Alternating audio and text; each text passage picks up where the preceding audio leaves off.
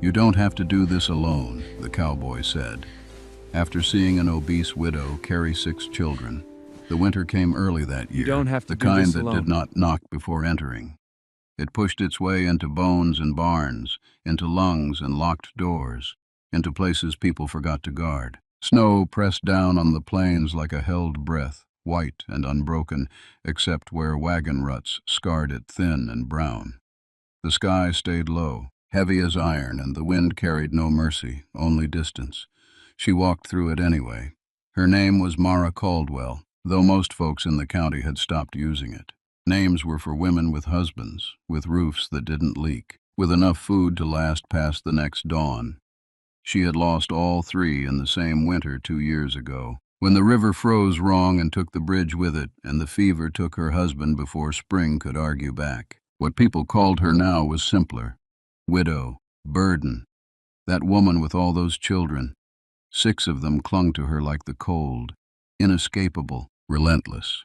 2 boys old enough to understand hunger but too young to fight it. A girl who had stopped crying months ago and watched the world instead, quiet and sharp-eyed. Twins who had learned to walk holding on to each other because there was no one else free to help. And the baby, wrapped against Mara's chest beneath layers of wool and threadbare cloth, breathing in shallow puffs that fogged the air between them. Mara was large. She had always been. Even before the children, before the winters that thinned everything except worry, her body had carried weight like a second responsibility.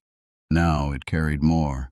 Grief settled in her shoulders, fear in her hips, exhaustion in the way her knees ached before noon. Every step through the snow cost her something. Every mile took a memory. The road ahead stretched long and empty, a pale ribbon cutting through frozen fields. Her boots were patched with twine. The hem of her coat dragged and soaked. Her hands burned and numbed in turns, knuckles split and wrapped in old linen. Still, she did not stop, because stopping meant sitting down, and sitting down meant not getting back up.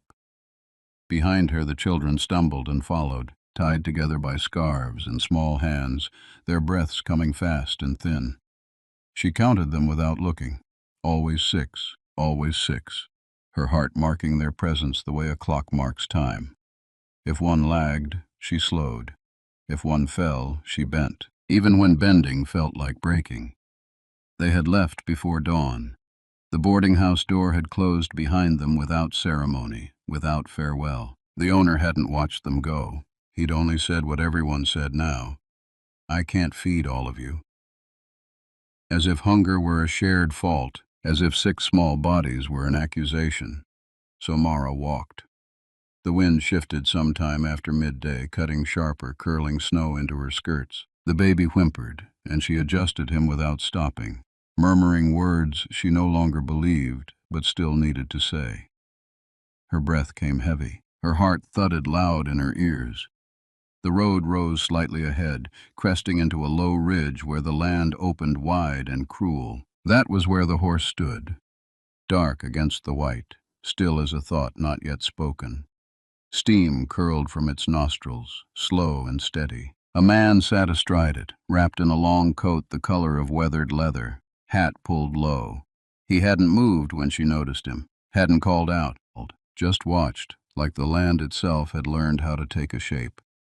Mara stopped, not because she wanted to, because her body had decided for her. Her legs trembled, locked.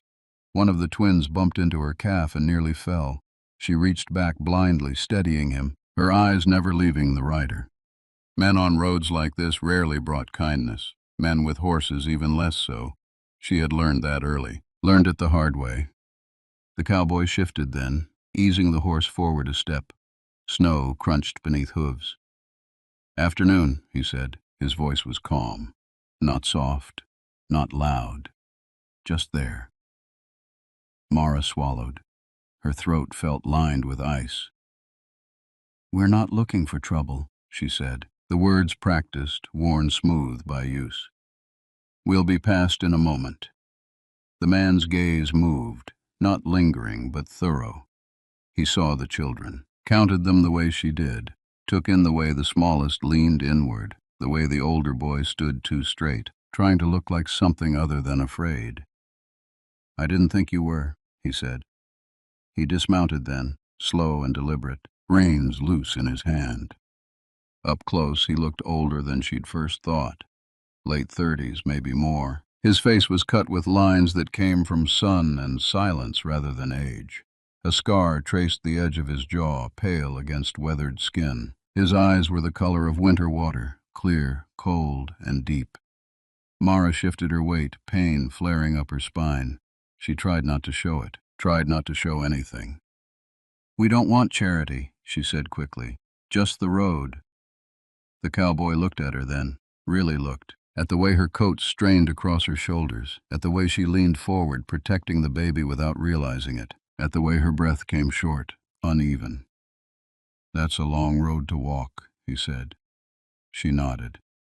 "We'll manage." He didn't argue, didn't smile, didn't offer coin or bread or pity the way others had, quick and shallow, meant more for the giver than the given. Instead, he said, "Where you headed?" Mara hesitated. Names had weight. Places had consequences. "South," she said finally. "Somewhere warmer. Somewhere there might be work." He nodded once, as if she'd confirmed something he already knew. The wind howled across the ridge, sharp and sudden. One of the twins began to cry, the sound thin and exhausted. Mara closed her eyes for half a breath, just long enough for the world to tilt. When she opened them, the cowboy was closer. "You don't have to do this alone," he said. The words landed heavy, not dramatic, not loud, just true enough to hurt. Mara let out a sound that might have been a laugh, if laughter still lived in her chest.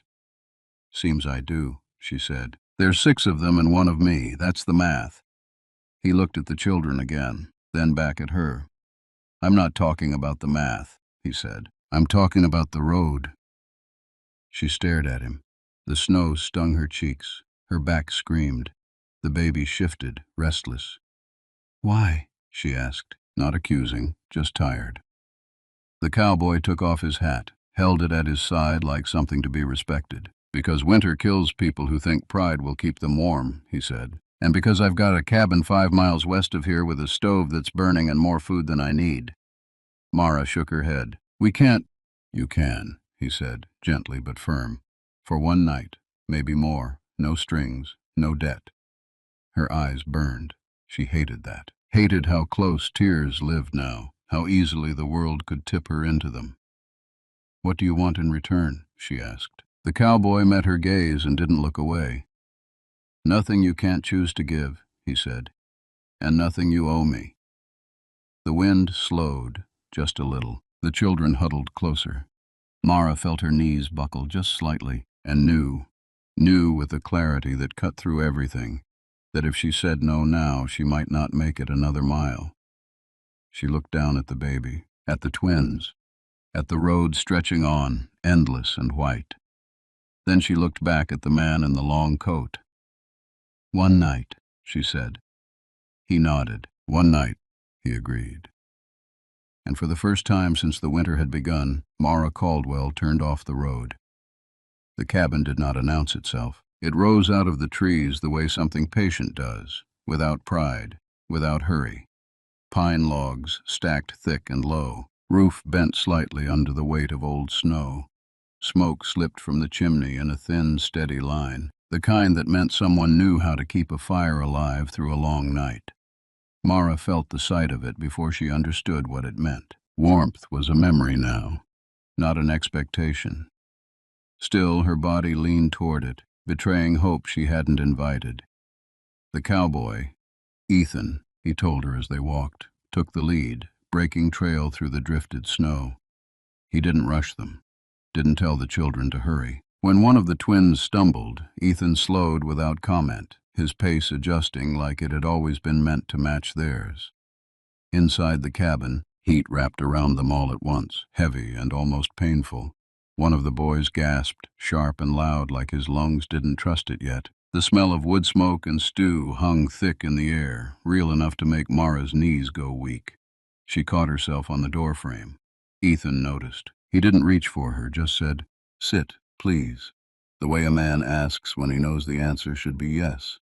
She did. The children clustered near the stove, hands out, eyes wide. The baby stirred against her chest, fussing, then settled as warmth soaked in. Mara unwrapped him slowly, afraid sudden comfort might wake something fragile and breakable. Ethan moved with quiet purpose. He hung coats, set boots by the wall, poured water into a kettle already warm. There was no rush in him, no sense of performance, just habit, just care worn smooth by repetition. "Food's ready," he said after a moment, "if that's all right." Mara nodded. Words felt expensive. They ate in silence at first. Thick stew, heavy with potatoes and meat that fell apart at the touch of a spoon. The children devoured it like they feared it might vanish mid-bite. Ethan watched them with something like relief, like hunger leaving the room made space for breath. Mara ate slower. Her hands shook, and she hated that too. She hated how kindness made her fragile, how close she was to tears she didn't have time for. Afterward, Ethan brought out blankets, real ones, wool, heavy and clean. The girl, the quiet one, touched the edge of one like it might bite her. Mara saw that, filed it away in the place where all her fears lived. "They can sleep there," Ethan said, nodding toward the far wall where a long bench ran beneath a small window. "I'll take the chair. You don't have to." "I do," he said, not unkindly. "Makes things simpler." Night settled heavy outside, the kind of dark that presses close to windows, curious and cold. Inside, the fire crackled low and steady. The children slept in uneven heaps, breath rising and falling like a shared tide. Mara stayed awake. She sat on the edge of the bed Ethan had insisted she take, the baby finally asleep in the crook of her arm. Her body ached in places she hadn't known could hurt. Every muscle felt borrowed, used too long. Ethan sat across the room, whittling a small block of wood, the soft scrape of blade against grain steady and calming. "You're wondering what I expect," he said quietly, not looking up. Mara stiffened. "I don't—" "It's all right," he said. "I would too." She exhaled, slow. "I don't have much left to give," she admitted. "I won't pretend otherwise." Ethan nodded once. "I'm not looking to take," he said. "I've done enough of that in my life." That caught her attention. He set the knife down, studied the shape forming in his hands. It looked like a horse, rough but sure. "I lost my wife in the winter," he said, voice even. "Long time ago now. Fever. Took her fast." Mara's grip tightened around the baby without meaning to. "She was pregnant," he added. "Didn't know yet." The words hung there, heavy but unspoken before. Mara didn't interrupt. Grief recognized grief. It knew when to be still. "I stayed," Ethan continued. "Stayed here. Thought if I kept the fire lit, the place would remember her. Turns out places don't remember people. People do." He looked up then, eyes finding hers. "When I saw you on the road, it felt familiar. That weight, like the world asking more than it has any right to." Mara swallowed. Her chest burned. "I'm not asking you to stay forever," he said. "But winter's not done yet. Roads are worse south. If you want, just until the thaw, you can stay here. Help when you can. Leave when you're ready." The offer was too big, too dangerous. Hope had teeth. "I'm not small," Mara said before she could stop herself. "I can't work the way other women do. I get tired. I slow things down." Ethan considered her, calm and unflinching. "You carried 6 children through snow," he said. "You're not slow. You're strong in ways most folks don't survive." Her eyes stung. She turned away, embarrassed by it. "I don't need you to prove anything," he added. "Just be here." Silence filled the cabin again, but it was different now. Softer, less sharp at the edges. That night, Mara dreamed of water that didn't freeze when she touched it. Morning came pale and quiet. Snow fell gentle and thick, covering yesterday's tracks like they'd never been there. Mara woke stiff and disoriented, the baby warm and heavy against her. For a moment, panic surged. Where was she? Where were they? But then she smelled the fire, heard the soft snore of one of the boys, and remembered. She stood slowly, joints protesting. The children woke one by one, blinking and dazed. Ethan was already up, stirring something on the stove. The day unfolded without ceremony. The older boys helped fetch wood. The girl watched from the doorway, alert and silent. The twins followed Ethan everywhere, fascinated by his boots, his hands, the way he spoke to them like they mattered. Mara tried to help. She scrubbed pots, folded blankets, swept the floor with careful movements. Her back screamed by midday, but she didn't say anything. Pride was a thin shield, but it was hers. Ethan noticed anyway. "Rest," he said simply, passing her a mug of something warm and bittersweet. "You're no use to anyone broken." She almost argued. Almost. Then she didn't. Days passed that way. Snow fell. Fires burned. The cabin filled with sound, small laughter, questions, footsteps. The children grew pink-cheeked and loud. The baby smiled for the first time since the fever winter. A small, surprised thing that cracked something open in Mara's chest. Ethan never crowded her, never watched too closely. He gave her space the way a man gives room to something healing. One evening, as the wind howled hard enough to shake the walls, Mara sat by the fire, mending a tear in one of the boys' shirts. Ethan handed her another piece of wood for the stove. "You don't have to earn this," he said quietly. She looked up at him, needle paused mid-stitch. "I don't know how to live without earning my place," she admitted. He nodded, understanding heavy in his eyes. "Maybe this winter," he said. "You don't have to." Mara stared into the fire, watching sparks lift and vanish. Outside, the storm raged. Inside, something steadier took root. Not safety, not yet, but the beginning of it. Winter did not loosen its grip. It only changed the way it held on. The storms came quieter now, snow falling in soft, relentless sheets that buried the world inch by inch. The sky stayed the color of old tin. Days blurred together, measured not by calendars but by how much wood was left, how thick the ice grew along the creek, how long the children could stay outside before their fingers went numb. Mara learned the cabin's rhythms the way one learns a scar, slowly, by touch. She learned where the floor dipped near the hearth, where the roof sang when the wind came from the north. She learned the sound of Ethan's boots at dawn, the way he paused before opening the door so the cold wouldn't rush in all at once. She learned how to rest without sleeping, how to sit still without feeling useless. It was harder than walking had ever been. The children flourished in ways that frightened her at first. Laughter came easier now, loud and sudden, like something remembered rather than discovered. The boys raced each other through the snow, faces red and reckless. The twins argued over everything and nothing. The quiet girl, Lila, she finally said her name was, spent hours at the window, watching the trees, the smoke, the way Ethan moved when he thought no one was looking. Mara watched him too. Not in the way she had once watched men, with caution sharpened by fear, but with something slower, heavier. Curiosity mixed with grief, recognition. Ethan carried his past the way she carried her body. Not hidden, just accepted. There were nights when she saw it settle in his shoulders, when the fire burned low and the world outside pressed too close.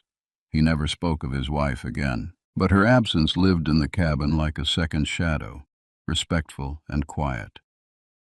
One afternoon, as snow fell thick enough to blur the trees, Mara collapsed onto the bench by the wall, breath coming sharp and shallow.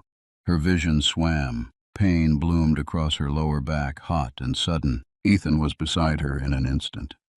"That's enough," he said, not unkindly. "I'm fine," she insisted, even as the room tilted. "You're not," he replied, "and that's all right." She hated the relief that washed over her when he took the broom from her hands. He crouched in front of her, voice low. "You don't owe me strength," he said. "You've already paid more than your share." Mara pressed her lips together. Fighting tears, she refused to let fall. "If I stop," she whispered, "I'm afraid I won't start again." Ethan considered her, then nodded slowly. "Then we'll start together," he said. That night, the wind howled like something alive. The cabin creaked and held. Snow piled high against the door, sealing them in. Ethan barred it from the inside, the sound final and solid. They were alone in the world now, or as close to it as people ever got. After the children were asleep, Mara sat by the fire, rubbing warmth back into her hands. Ethan poured her a cup of tea, the steam rising between them. "Tell me about before," he said. She looked at him, surprised. "Before what?" "Before the road," he said. "Before the walking." Mara stared into the cup, watching her reflection tremble. "There wasn't much," she said slowly. "A small house, a husband who laughed easy, plans that didn't survive the first hard winter." She paused. "I was always large. People noticed that before they noticed anything else. Thought it meant I was slow, or lazy, or grateful for scraps." Ethan's jaw tightened. "My husband didn't," she continued. "He said I was built like the land, meant to endure." Her voice broke on the last word. "He died thinking I would manage," she whispered. "Some days I don't know if he was wrong or cruel for believing that." Ethan didn't answer right away. When he did, his voice was steady. "Belief isn't cruelty," he said. "Abandonment is." The fire popped, sending sparks dancing upward. Mara blinked hard, steadying herself. That night she dreamed of her husband's hands, warm, familiar, lifting weight from her shoulders. She woke with her face wet and her chest aching. The weeks pressed on. Food stores thinned. Snowbanks grew taller than the windows. Ethan ventured out when he could, returning with game slung over his shoulder, breath frosting his beard. One evening he came back late. Mara heard the door before she saw him. It slammed hard, rattling the walls. Ethan stumbled inside, blood staining his sleeve dark against the snow. Her heart lurched. "Ethan." "It's nothing," he said automatically, but his face said otherwise. She moved without thinking, all hesitation burned away by fear. She guided him to the chair, hands firm and sure. She cut away the fabric, cleaned the wound with water that stung them both. He watched her work, eyes dark. "You're steady," he murmured. "I've had practice," she said, "keeping people alive." When it was done, when the bleeding slowed, she sat back, shaking. "That was stupid," she said quietly.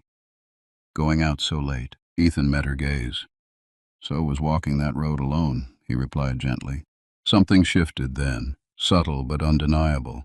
Not romance. Not yet. Just the recognition that fear worked both ways. That night, the children stirred restlessly. The storm battered the cabin, relentless. Lila cried out once, sharp and terrified. Mara was at her side instantly, pulling her close. "It's all right," she murmured, rocking. "It's just the wind." Lila clutched her coat, voice muffled. "They always come when it's loud," she whispered. Mara froze. "Who?" she asked softly. Lila hesitated, then whispered, "Men. When Mama was sick. When there wasn't enough food." Mara held her tighter, anger blooming fierce and hot in her chest. Across the room, Ethan watched, something hard and protective settling into his posture. The storm passed by morning, leaving the world hushed and white. Smoke rose from the chimney, thin but steady. Mara stood at the window, baby on her hip, watching the sun break through the clouds for the first time in days. Light spilled across the snow, blinding and beautiful. Ethan joined her, not touching, just close. "You're not alone here," he said quietly. "None of you are." Mara nodded, her throat too tight for words. She didn't know what spring would bring, didn't know if the road south still waited, or if this cabin, this winter refuge, would become something else entirely. But for the first time since the river took the bridge and the fever took her husband, Mara allowed herself to believe in staying. Just for now, just until the thaw. And maybe, if the world allowed it, longer than that. The first sign of change came not with warmth, but with sound. Water. It slipped through the quiet one morning, faint but unmistakable, the slow, deliberate drip from the edge of the roof where ice had begun to surrender. Mara stood very still when she heard it, hand pressed flat against the table as if moving might frighten it away. Drip, pause, drip. Spring wasn't here, not yet. But winter had started to loosen its fingers, and that alone felt dangerous. Ethan noticed too. He said nothing at first, only adjusted the way he stacked the wood, began rationing differently, counting days instead of storms. The snow stayed deep, but it no longer felt endless.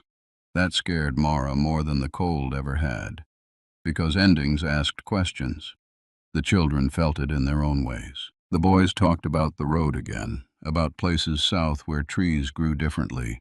The twins followed the meltwater like explorers. Lila grew quieter, watchful, her eyes moving between Mara and Ethan as if trying to read something neither said aloud. Mara herself felt restless in her own skin. The cabin, once refuge, now felt like a held breath too long sustained. Gratitude tangled with fear. She had learned to survive moving forward. Staying still made her uneasy. One evening, after the children were asleep and the fire burned low, she spoke. "We should go soon," she said. Ethan didn't look up from where he was mending a harness strap. "Because the roads will open," he said, not a question. "Yes." She folded her hands in her lap. "And because we can't take more than what's been offered." Ethan nodded slowly. "I figured this day would come." The calm in his voice unsettled her more than anger would have. "I don't want to leave like thieves," she continued. "I want the children to know, to understand." "They already do," he said quietly. "They know what this place gave them." Mara studied him, the firelight carving lines across his face. "And what did it give you?" she asked. He finally met her gaze. "Company," he said, "and purpose I'd forgotten how to name." The words sat between them, heavy but honest. Mara felt something in her chest tighten, not pain, not relief, not recognition. That night, sleep came thin and broken. Mara dreamed of the road again, white and endless. But this time, there were footsteps beside hers. Morning brought gray skies and slush underfoot. Ethan went out early, chopping ice free from the creek, movements sharp, focused. When he came back inside, his coat dusted with melt and mud, there was a decision set in his jaw. "They'll come," he said. Mara looked up. "Who?" "People," he replied. "Once the road clears, once word spreads there's a place here that lasted the winter." Her stomach dropped. "We can't stay if—" "I know," he said. "That's why you need to leave before that happens." The finality in his tone hurt more than she expected. They began preparing without ceremony. Bundles sorted, clothes folded. Ethan packed food carefully, more than he could spare, pretending not to notice how much it was. The children sensed the shift immediately. "We're leaving?" the older boy asked, voice tight. "Yes," Mara said gently. "Soon." The boy's eyes darted to Ethan, then back to her. "Why?" Mara hesitated. Before she could answer, Ethan knelt in front of him. "Because some places save you," he said, "and some places you save, and knowing the difference matters." The boy nodded, not fully understanding, but accepting the weight of it. That night, the wind returned, not violent, but restless. Mara sat alone by the fire, staring into the embers until Ethan joined her, carrying 2 mugs. "For the road," he said, handing one to her. She wrapped her hands around it, warmth seeping in. "You don't owe us this," she said, for what felt like the 100th time. "I know," he replied. "That's why I'm giving it." Silence settled, comfortable, painful. "I was afraid of being seen," Mara said suddenly. "For a long time." Ethan waited. "I thought my body told my whole story," she continued. "That before anyone knew my name, they'd already decided what I was worth." She looked at him then. "You didn't do that." Ethan swallowed. "The world's loud," he said. "It teaches people to look fast. I learned the hard way that you miss everything that matters that way." Mara nodded. Her voice shook when she spoke again. "You let me rest." Ethan met her gaze. "You let me live with noise again." Outside, snow slid from the roof in a heavy sigh. They stood together then, close enough to feel heat without touching. The space between them felt charged, careful. Ethan broke it first, not with words, but by reaching out slowly, giving her time to pull away. She didn't. His hand rested on her arm, warm and steady, not claiming, not demanding, just there. Mara's breath caught. She closed her eyes, leaning into the contact she hadn't realized she'd been craving. "This doesn't make anything harder," he said quietly. "It doesn't bind you. It doesn't change what you choose." She nodded, tears slipping free despite herself. "I know." They stood like that for a long moment, winter loosening around them, something else taking shape beneath it. The morning they left, the sky broke open blue for the first time in months. The road was a mess of slush and promise. The horses stamped, restless. The children clutched their bundles, faces turned back toward the cabin again and again. Mara lingered last. She turned to Ethan, heart pounding. "You said I didn't owe you," she said. "But I need you to know this wasn't charity, it was mercy, and mercy changes people." Ethan smiled, small and real. "So does choosing when to walk away." She hesitated, then stepped forward and hugged him, hard, unguarded, full-bodied. He returned it carefully, arms strong around her, holding without trapping. When she pulled back, his eyes shone. "Go," he said softly, "before the road remembers how to be cruel." They walked away under a widening sky, 6 children and a woman who no longer bent under their weight alone. Behind them, the cabin stood quiet, smoke rising, holding the shape of something that had mattered. Winter had not been kind, but it had not been empty either. The road did not become easier just because the sky turned blue. Slush sucked at Mara's boots, heavy and cold, each step a reminder that winter never released its hold all at once. It retreated grudgingly, like something offended to be survived. The horses moved carefully, breath steaming, hooves finding uncertain ground. The children followed in a loose, uneven line, quieter than they had been days before. Leaving always did that. It pulled sound inward. By noon, the cabin was no longer visible. The land opened wide again, fields mottled with ice and earth, trees stripped bare but standing. The baby slept against Mara's chest, warm and steady, and that alone felt like a small miracle. They stopped near a rise where the road forked, one path bending south, the other trailing east toward towns Mara didn't know and didn't want to learn. She stood there a long moment, hands resting on her hips, breath deep and deliberate. This was the place where she would choose again. The children watched her, waiting.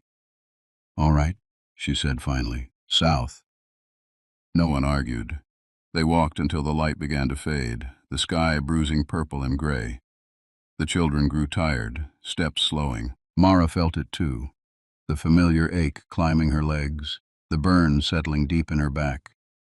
But something was different now. She didn't feel hunted. When they made camp that night beneath a stand of pines, the fire came easier than it ever had before. The boys gathered wood without complaint. Lila laid out blankets with careful precision, eyes scanning the dark like she still expected it to move against her. Mara watched her, then sat beside her quietly. "It's all right to remember," she said softly. "Just don't let it decide everything." Lila nodded once, slow and solemn, and like someone much older. That night, as the children slept, Mara lay awake, staring up through the branches, watching stars sharpen against the dark. Her thoughts wandered back to the cabin, to the steady fire, to Ethan's quiet presence, to the way rest had felt unfamiliar and frightening at first. She pressed a hand to her chest, steadying herself. She did not mistake what that winter had been. It was not rescue. It was not romance. It was refuge, and refuge did not have to last forever to matter. The days that followed tested her again. One of the twins fell ill, fever creeping in like a memory she couldn't outrun. Mara stayed awake through the night, cooling his skin, whispering nonsense and prayers in equal measure. Fear pressed close, sharp and familiar. But dawn came, and the fever broke. When Mara finally slept, it was deep and dreamless, her body claiming what it needed without apology. They reached the edge of a small settlement a week later. more suggestion than town. A handful of buildings, smoke rising, people moving with cautious purpose. The road split again, narrowing into something passable.